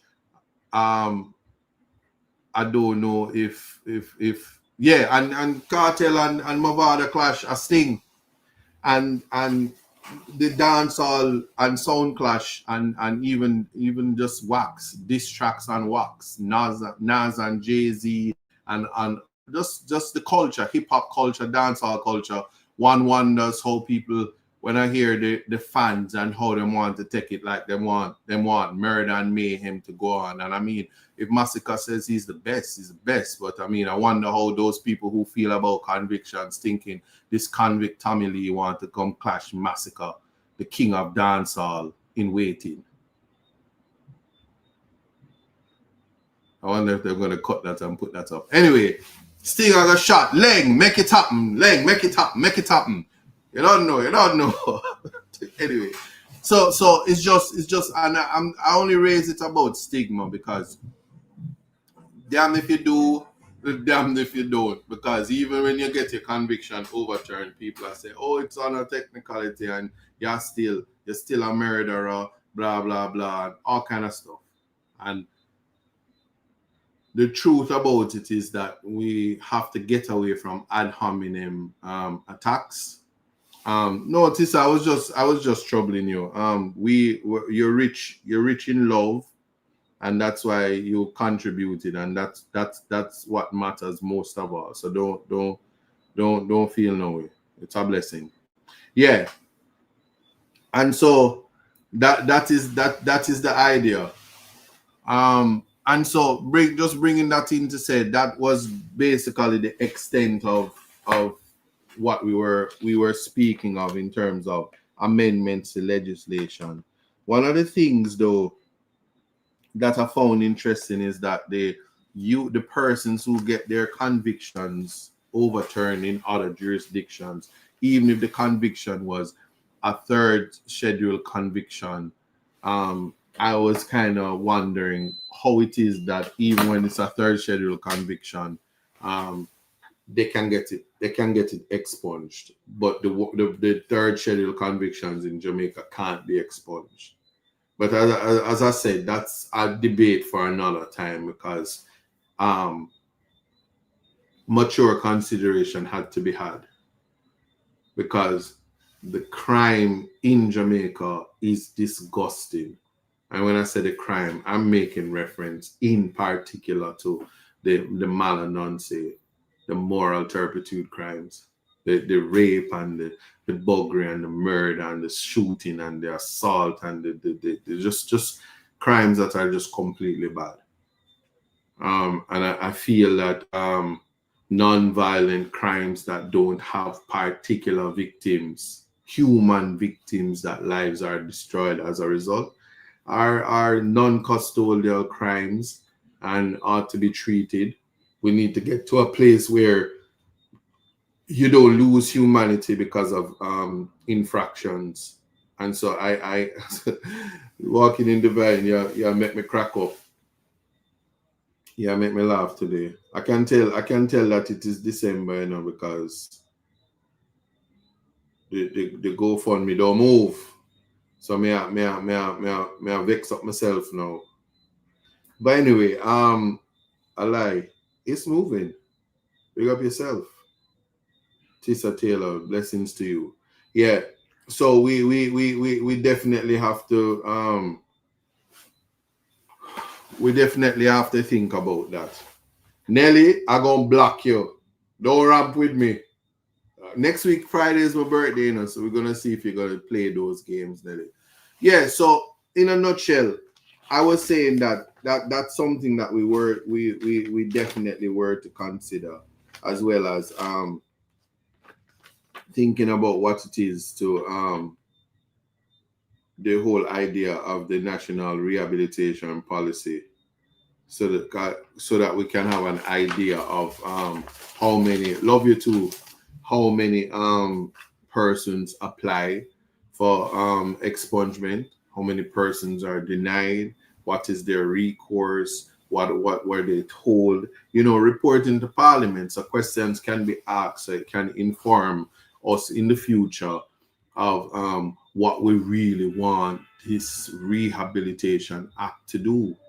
And so we balance in terms of how it is that judges treat with it, and whether or not we need to revisit mandatory sentences, because we're giving persons mandatory sentences, telling them spend 15 years before you can come out back into society, and then when you're back into society, it's another sentence, a life sentence, because currently after with a 15-year sentence, you cannot get rehabilitation.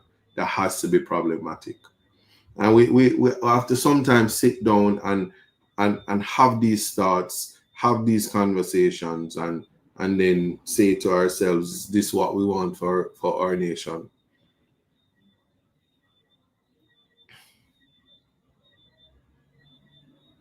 Right. So blessings to everybody. I really think so. It's a society don't let you move on. Right. No, but society, you see, society is a majority concept, especially when it's not a utilitarian society. Jamaica has gone completely social media in society. There's more people outside of the digital space that's rooting for people. Let me tell you something. If you know some of my, as I said, I said happy birthday to Justice Morrison, who is no longer with us.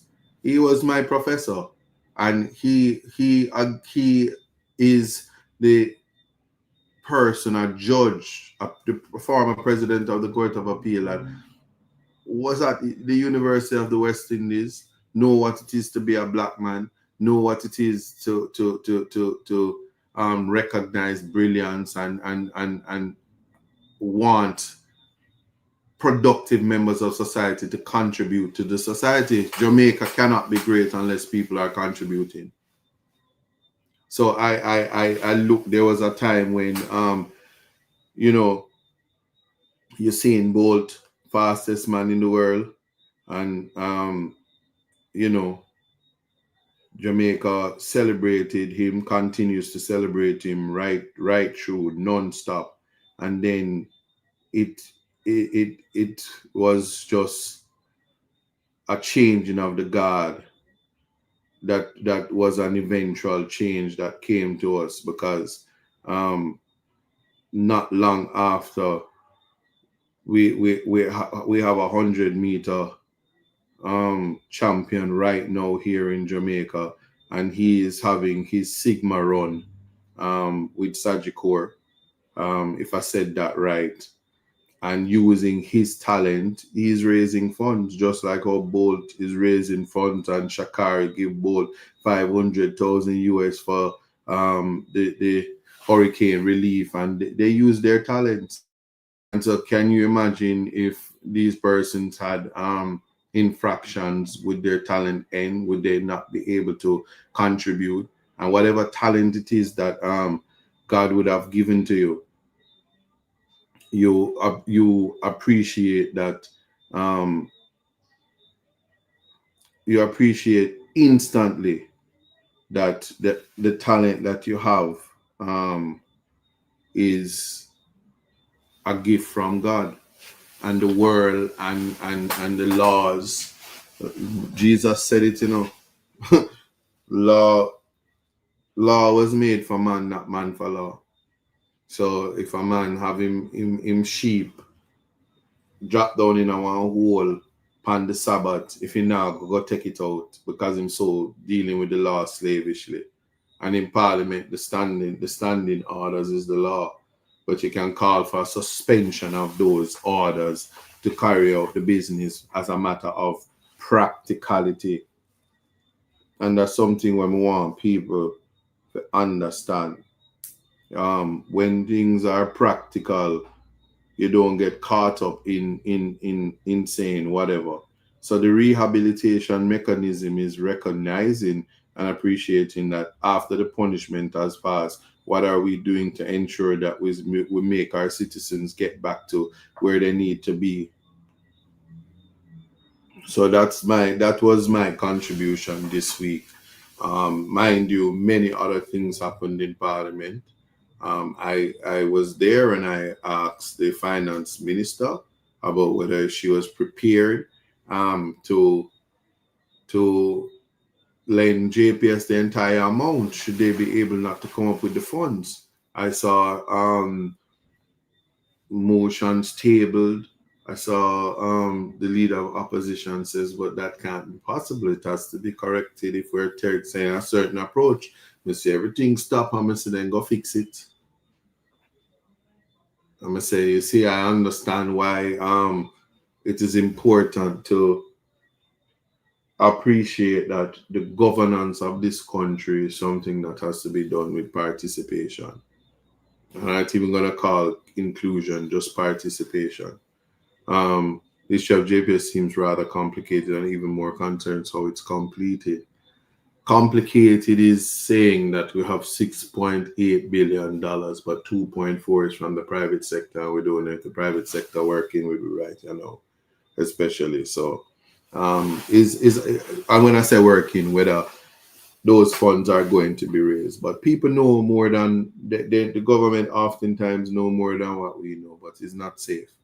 I also think that when IMF and the development banks say that we have 41% of our GDP wiped out, and then the Minister of Finance says, oh, and I estimate that we will grow at 68%, and you ask them to consolidate, that the response is one that is fitting for public education, is a matter for the public. I no longer have to criticize and talk down, but to say that we have to, what we are trying to do, as a nation, is to grow, get better, ensure that the least among us isn't discarded, exiled, banished, and get a second opportunity to live a humane life, a life as a human being.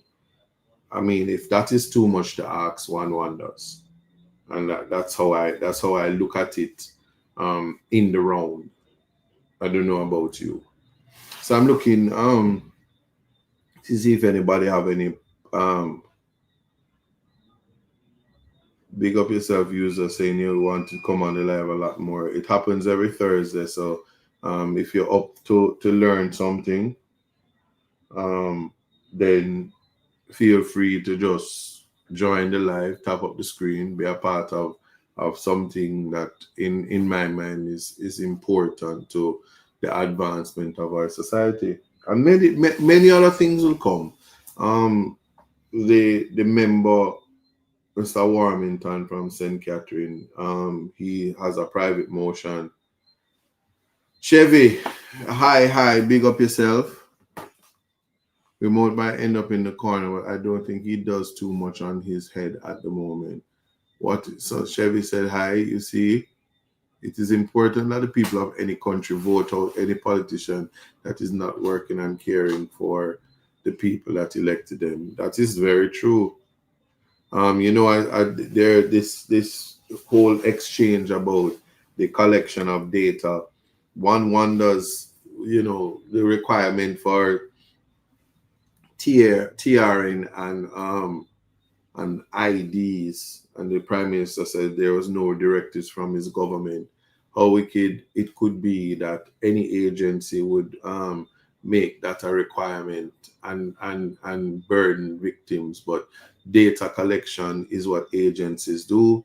Um, they are obligated to show data because I'm sure the contractor general is going to ask for it. So even if it's not a directive from the government, it is mandatory in spaces where there is an audit and there's accountability. What is the meter for accountability? And that's why, again, section 20 um, is important for defining what public disaster is and why that disaster emergency through the Constitution, section 14, thereabout, is supposed to be used. Because you see, um, just like in COVID, when the Minister of Health spent a whole heap of money and it ended there, it was under a certain type of conditions.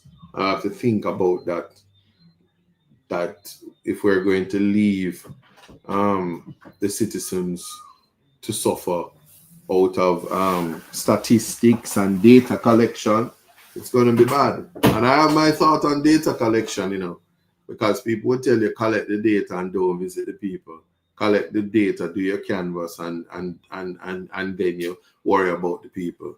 But the people is the most important object and subject in this whole disaster in the running of any country. And the most important thing in constitution human rights is about the people and protecting the people so that they can live and function in their society.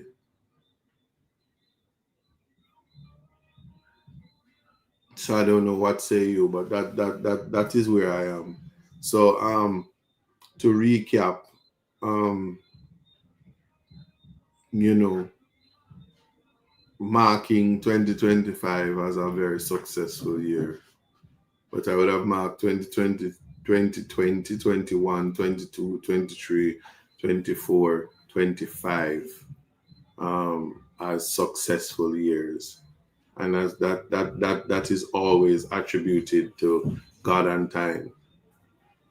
Yeah, I'm getting a time signal that is about 12 minutes to go. And you know, paying attention to that.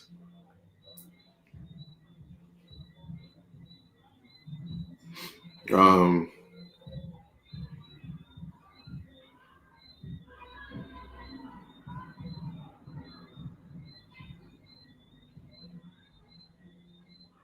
1 second.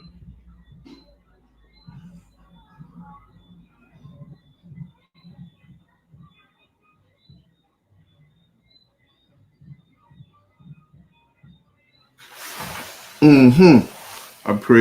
Apprised of their responsibilities. Yes, so I just want to definitely say thanks to all the persons who have donated so far. Appreciate all of the support and bigging up everybody, especially those who Dolores Henry, we know your name now because you do it so much, and I'm just gonna say thank you. And Tissa Taylor, this week, I appreciate you. And um, as a part of my duty, it is me. I see them on the internet saying that somebody says they want to know how much money is raised I set up a GoFundMe account, how much money is raised. And one wonders, do you know anything about GoFundMe? If you were concerned about it, it's public knowledge. That is why that mechanism is used, so that there's no question about it. And a part of transparency is being able to keep things in the public space so that nobody can cast any aspersions on you and try to um, malign your character, as one would say. And then you see then cuss Malahu because you said bring back libel, bring back slander, bring back criminal libel, and lock up people for just tell lie and cause public mischief. And then when they get them convictions, them are gonna beg say them get them are gonna suddenly want it expunged and won't go around saying, oh, calling people convict and all kind of thing, thinking that when they do it, it's hurting them. Sometimes you have to learn to read the room. And it's not everything. It's not everything when you look at it is going to be to the benefit of you by talking down.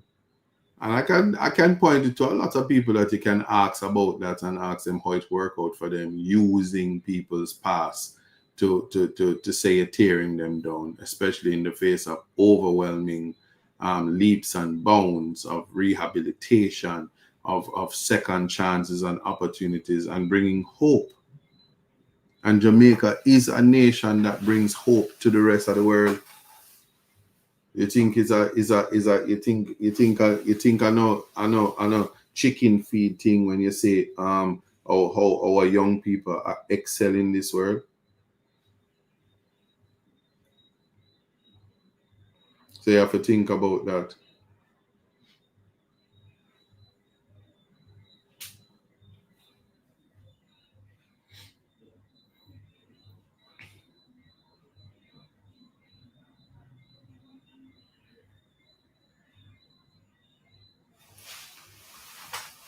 Yeah.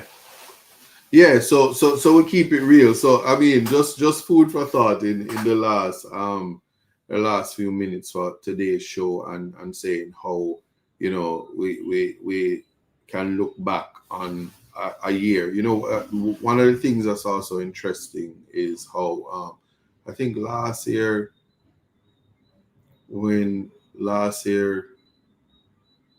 I just become the candidate and was navigating the space and learning and stuff.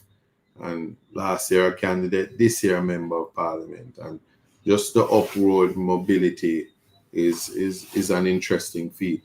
But also to say that in all of that, the public space and the whole conversations, and to listen to the narrative about convictions and what it means for rehabilitation. And I must tell you, I benefited from this very legislation, the Criminal Records Rehabilitation of Funders Act, because I'm a beneficiary of expungement. And I think that if people feel that because there is the expungement, or because there is conversations about expungement, that and no, they think that because I speak about my convictions, it's an invitation for everybody to speak about it. But I would just give advice to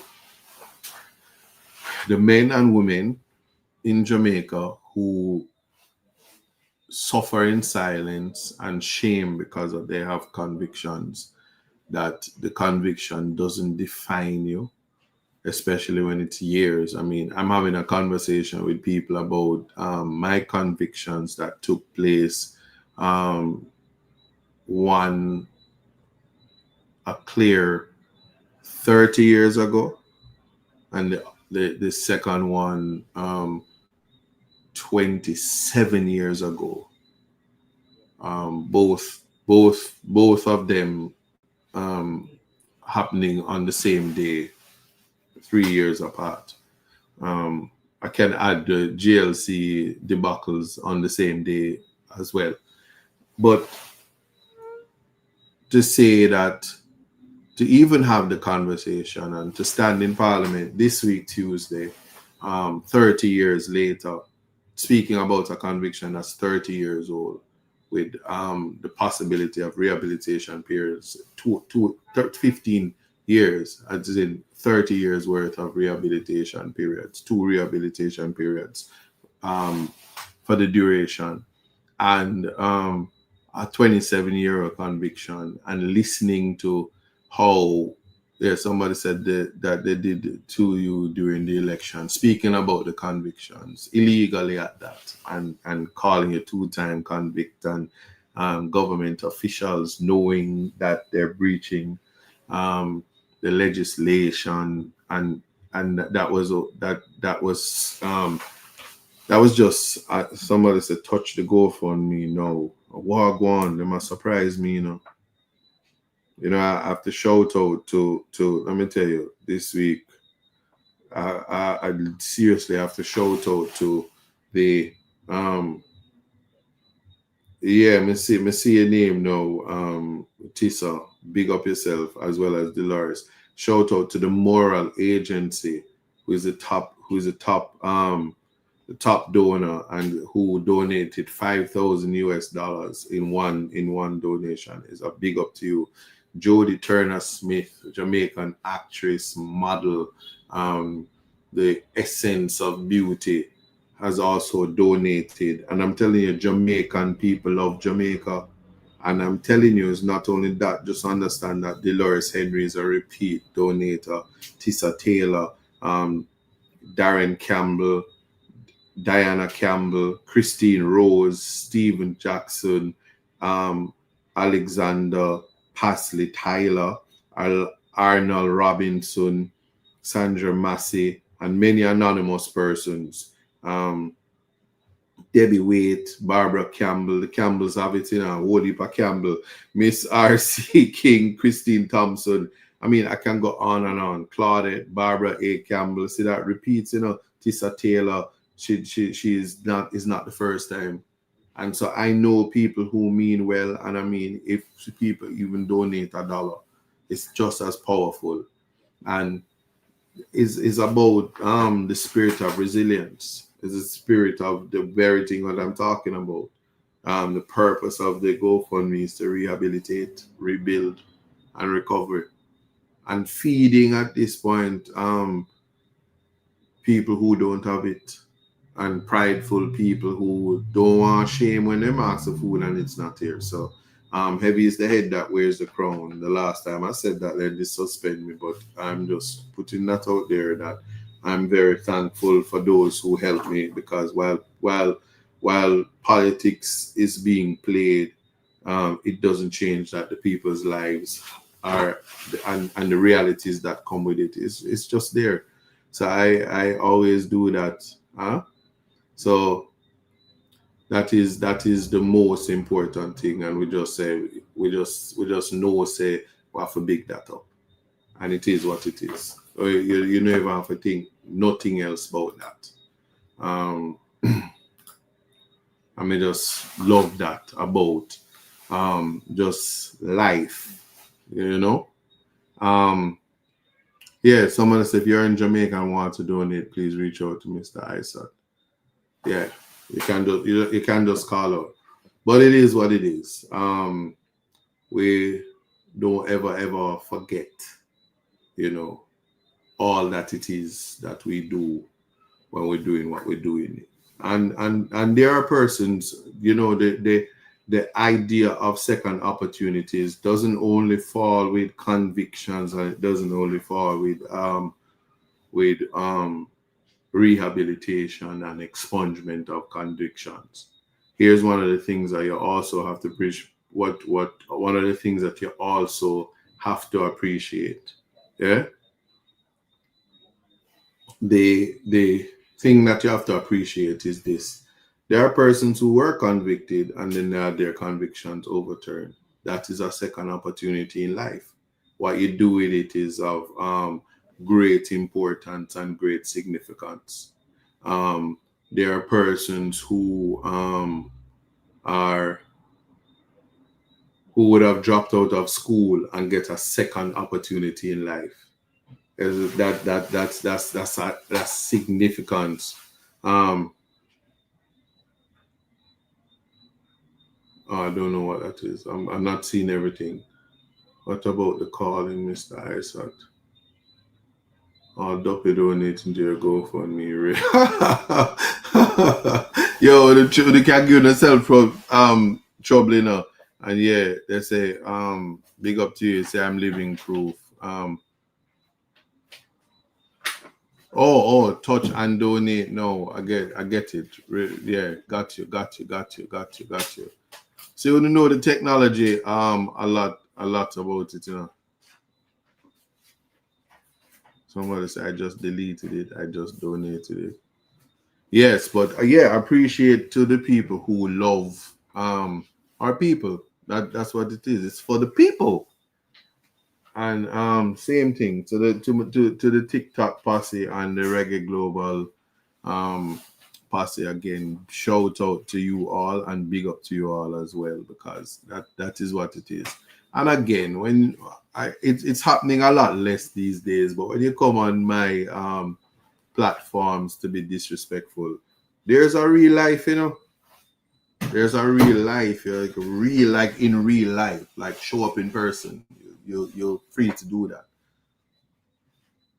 Don't carry out your nastiness on the internet. You know, I just put it that way. Just don't stick to the standing order. To somebody say a bit of topic, but why y'all don't stick to the standing? Who is y'all? What is y'all? And when have I not stuck to the standing order? So what do you mean, why y'all? And it's missing an apostrophe. But anyway, let me leave that alone. Yeah. So that's just really how this life is. Yeah, man, you can block them. I don't know what that was about, but we leave it. I don't know. Maybe it's because I was maybe because of the whole massacre thing, you know, or so it go.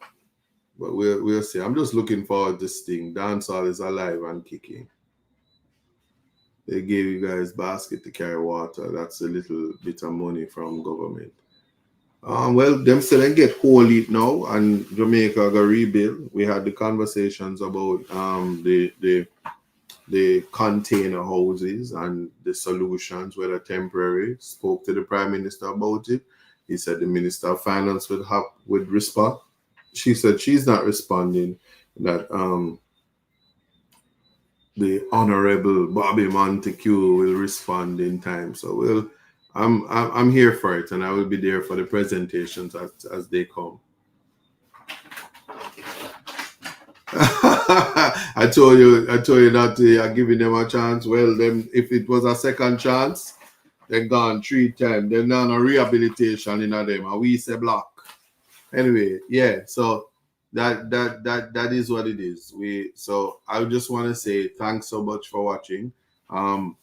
Next week again is my birthday. I did tell you that I accept Apple products. So just putting that out there for Cass and Miss Barbara and the crew here in Portland that I accept iPhone 17. Miss Roden, Charmaine Roden, iPhone 17. That's on my wish list from you. Cass, Pro Max, Samantha, iPad or MacBook, different from the desktop. iPod mini, yes. Any products, Apple Watch, upgrade, a newer one, the newer model. It's that time of year, so I'm putting it out there. You have until Friday to show up, pull up with my gifts, all right? Be there, be square. Anyway, interesting times. So thank you for joining Reggae Global Radio. Big up on yourself every time. Flagship station for Context Matters. YouTube, you know how we do. TikTok. I soon deal with you, because a long time I'm gonna say a lion. So you see how next week when we go up on TikTok for my birthday and a lion them now flow. Well, them say shank, crook.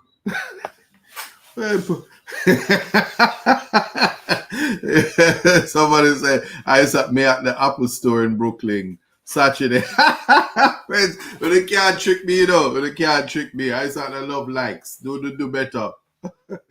Do better. You can't trick me, but I tell you this. When next week, Friday come, I'm gonna have a new iPhone. Yeah. I don't know how to chat to me. Anyway. You guys have been fun. You guys have been nice. And remember, I'm just seriously saying this, that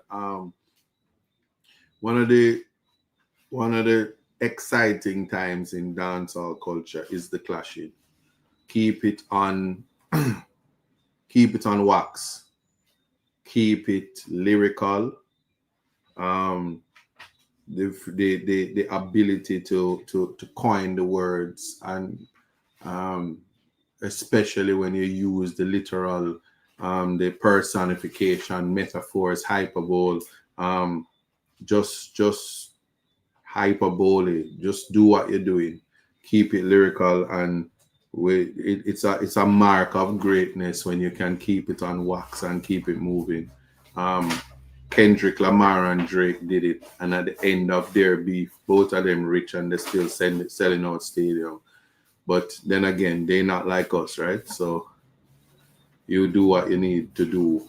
I'm just putting that out there because I see where it is not so much the artists who are getting personal as it is the spectators and the fans who really aren't fans but just don't even know what they're doing with themselves.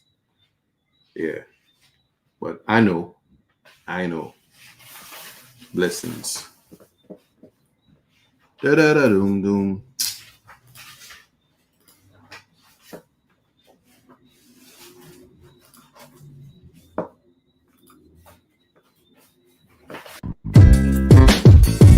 It took some time to understand, yeah, just what it takes to be a man. Now it seems each day you learn something to make a better way. Growing up ain't just a phase, it's reality.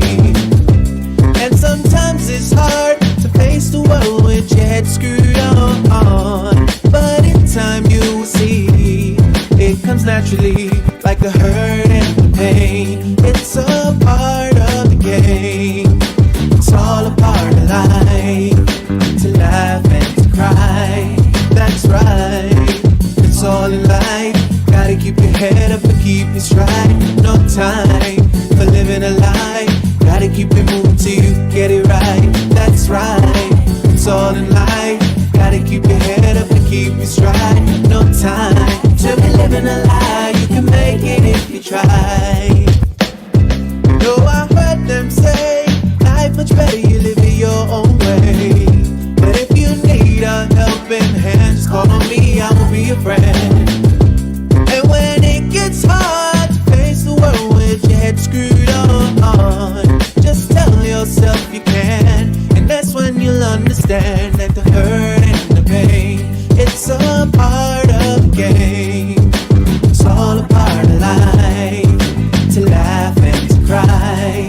That's right, it's all in life. Gotta keep your head up and keep your stride. No time for living a lie.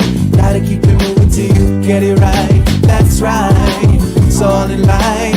Gotta keep your head up and keep your stride. No time to be living a lie. You can make it if you try. You gotta keep on moving on. Don't let no one stand in your way. Gotta keep on pressing on. As we pray for better days, keep it moving to the next. When they try to bring you down, we gotta take it to the next level when they come around. That's right, it's all in life. Gotta keep your head up and keep your stride. No time for living a lie. Gotta keep it moving till you get all in life. Gotta keep your head up and keep your stride. No time to be living a lie. You can make it if you try. Just keep your head up, yeah. Just keep your head up, yeah. Gotta keep your head up, yeah. Cause everything's gonna be alright. Keep your head up. Keep your head up. Keep your head up. Cause everything's gonna be alright. Cause everything's gonna be alright.